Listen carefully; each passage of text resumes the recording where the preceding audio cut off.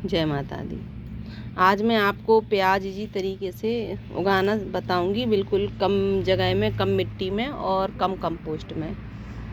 अगर आपको वीडियो अच्छी लगे तो प्लीज़ इसे सब्सक्राइब ज़रूर करें। साथ में जो घंटी वाला बटन है, बेल आइकन, उसे भी प्रेस कर दीजिए, जिससे कि वीडियो की आने वाली नोटिफिकेशन आपको मिलती रहे।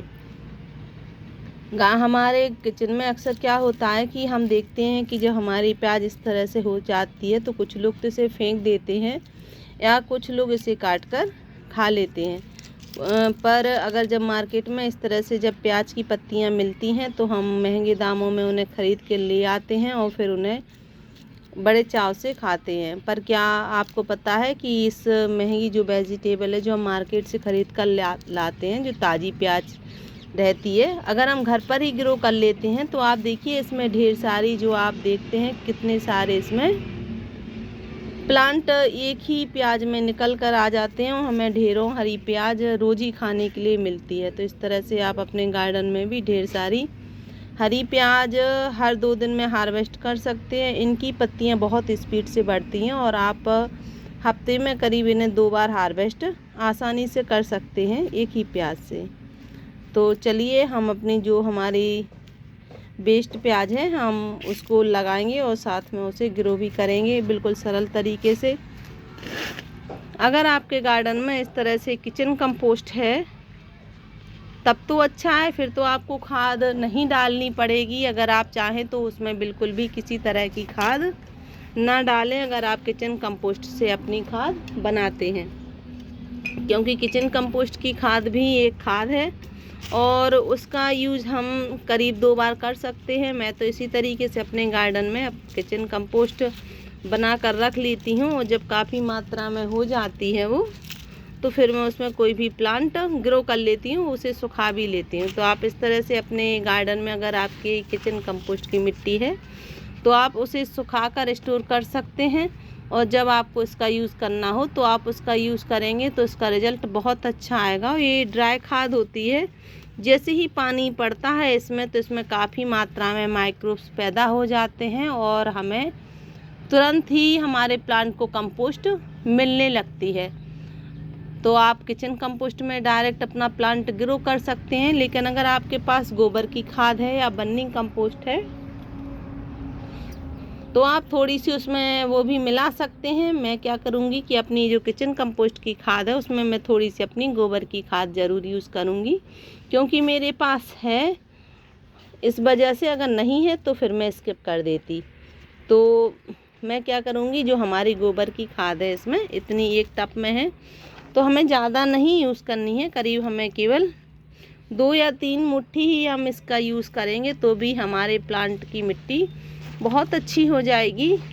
वैसे भी किचन कंपोस्ट की खाद है और जब इसमें हम गोबर की खाद यूज़ कर रहे हैं तो और अच्छी मिट्टी हमारी जितनी पावरफुल होगी उतनी हमें हार्वेस्टिंग मिलेगी। इस वजह से मैंने गोबर की खाद का यूज़ किया है।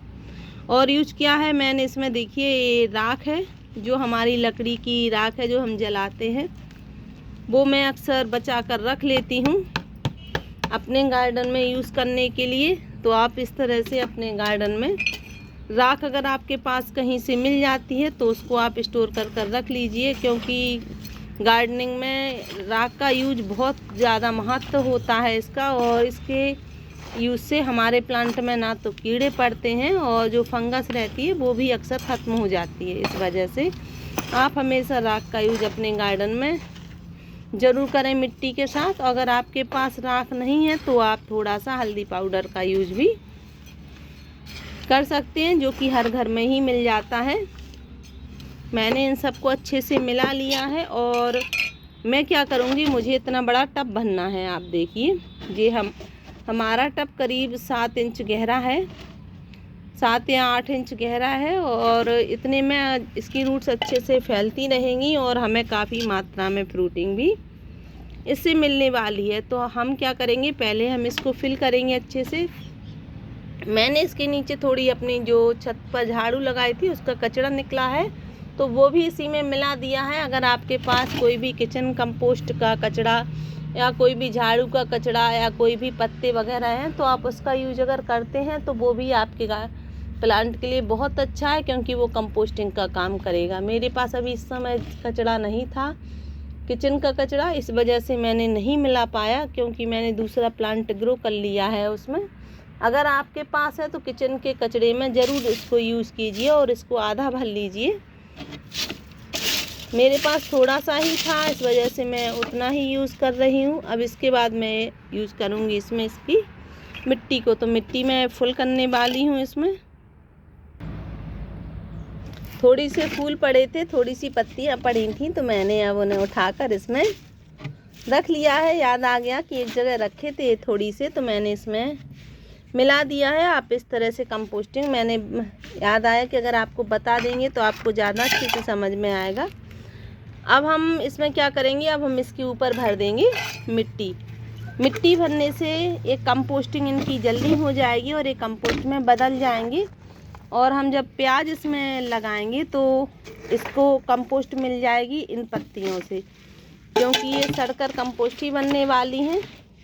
तो आप इस तरह से आपके गार्डन में, आपके घर में जो भी आपके किचन का कचरा निकलता है, आप इस तरह से अगर अपने प्लांट कोई भी लगाते हैं तो आपको कभी भी कंपोस्टिंग मार्केट से नहीं खरीदनी पड़ती। मैं तो बिल्कुल सरल तरीका बताती हूँ आपको गार्डनिंग करने का, बिल्कुल महंगा तरीका नहीं बताती हूँ, क्योंकि हर कोई ऐसा नहीं है जो हर कोई खाद खरीद सके, क्योंकि खाद मार्केट की बहुत महंगी आती है। और ना तो मैं खरीदती हूँ कभी मार्केट की कोई भी खाद, और ना ही मैं आप लोगों को सजेशन दूंगी कि आप लोग भी मार्केट की खाद खरीदें।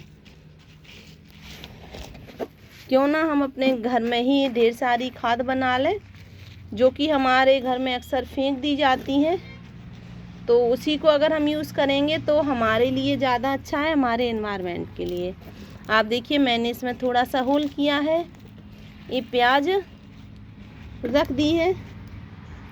आप इस तरह से सारी प्याज को थोड़ी करीब 3 इंच की दूरी पर या 2 इंच की दूरी पर ग्रो कर सकते हैं।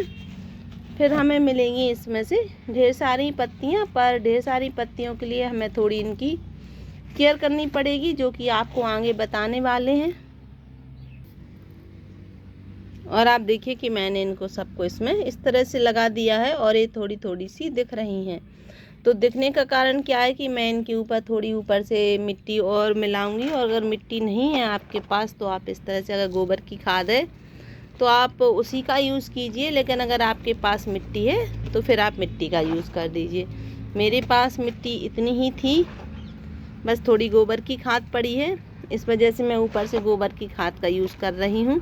और गोबर की खाद के यूज़ से मुझे फ़ायदा भी मिलने वाला है, क्योंकि हमारे प्लांट को कंपोस्ट भी मिलती रहेगी, और मुझे भी फ़ायदा मिलने वाला है कि मेरे पास जो मिट्टी नहीं थी वो कमी मेरी गोबर की खाद ने पूरी कर दी है। तो आप इस तरह से अगर अपने कोई भी प्लांट ग्रो करते हैं, जैसे कि प्याज है, लहसुन है, तो उसकी ग्रोथ बहुत फास्ट होती है। और आप देखेंगे कि ये 8 दिन में ही इनकी पत्तियां हार्वेस्ट करने लायक हो जाएंगी। अब हमें केयर क्या करनी है, जो हमने आपको बताया था कि हमें इसकी कुछ केयर करनी पड़ेगी। तो केयर का मतलब क्या है, अब हम इसमें भरपूर मात्रा में कर देंगे वाटरिंग। जब हम इसमें भरपूर मात्रा में वाटरिंग कर देंगे तो फिर हमें इसमें पानी ज़्यादा नहीं देना है, क्योंकि ये सड़ जाएगी प्याज अगर हम इसमें ज़्यादा पानी देंगे। तो प्याज को हमेशा करीब 8 दिन में ही पानी दें। 8 दिन के अंतर पर जब आप इन्हें पानी देते हैं तो इसकी ग्रोथ अच्छी होती है, इसकी मिट्टी में फंगस नहीं आती है, और ये हमारी प्याज भी नहीं सड़ती है, और हमें काफ़ी मात्रा में हरी हरी पत्तियाँ भी देने लगती है। तो आपको कैसी लगी जानकारी, अगर अच्छी लगी हो तो प्लीज़ इसे सब्सक्राइब ज़रूर करें। साथ में से आप फुल सनलाइट में भी रख सकते हैं। अगर आपके पास धूप नहीं है तो आप बालकनी में भी इसको लगा सकते हैं, और बालकनी में भी आपकी प्याज अच्छे से ग्रो हो जाएगी और काफ़ी मात्रा में आपको हार्वेस्टिंग भी मिलेगी। Thank you.